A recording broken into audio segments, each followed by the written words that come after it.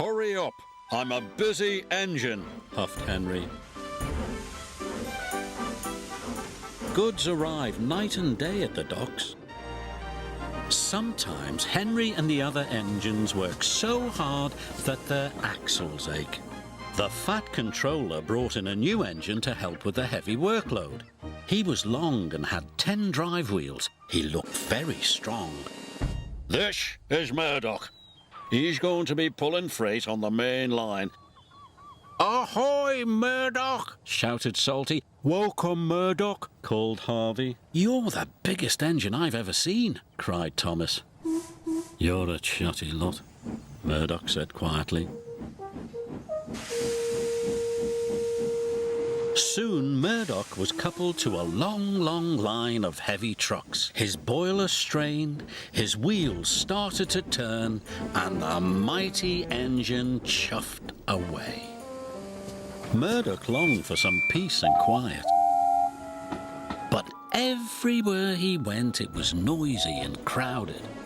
At the end of the day, Murdoch was looking forward to a good night's rest.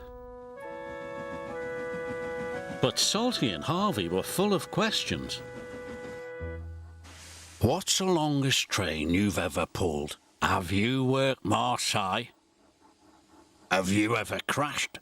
Please, Murdoch chuffed. I want some peace and quiet, and I don't want to share a shed with chatterboxes. No need to be rude, huffed Harvey. We're only being friendly, matey. The next morning, Murdoch collected another long, heavy train.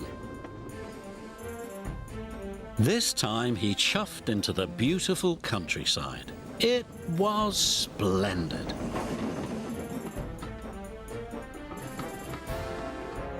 At last he had some peace and quiet.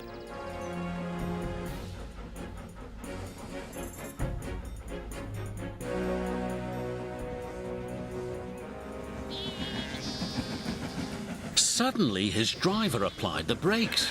There were sheep on the tracks. The sheep escaped from that field, said the driver, through that broken fence. They tried to chase the sheep back. First this way, and then that way. They tried everything, but nothing worked. We'll never move these sheep by ourselves, complained the fireman. I'll go and phone for help, sighed the driver. Murdoch was very unhappy. The noisy sheep were spoiling his peace and quiet. The Fat Controller was enjoying afternoon tea when he got the call. Sheep? He exclaimed loudly. I'll send Toby with the farmer immediately. The sheep were becoming noisier and noisier. Please stop, groaned Murdoch. I'd rather be back with the chatterbox engines. Just then, Toby chuffed into view. Toby, exclaimed Murdoch, we're certainly glad to see you. Before long, the farmer and his dog went to work.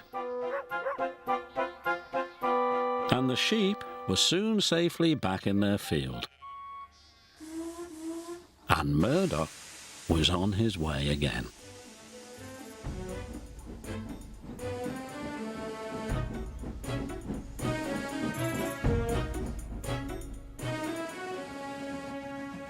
That evening, Murdoch parked between Harvey and Salty, but Murdoch spoke first. I'm sorry that I was cross, he chuffed. I'm very pleased to share a shed with you. And we're pleased to have your company, said Harvey.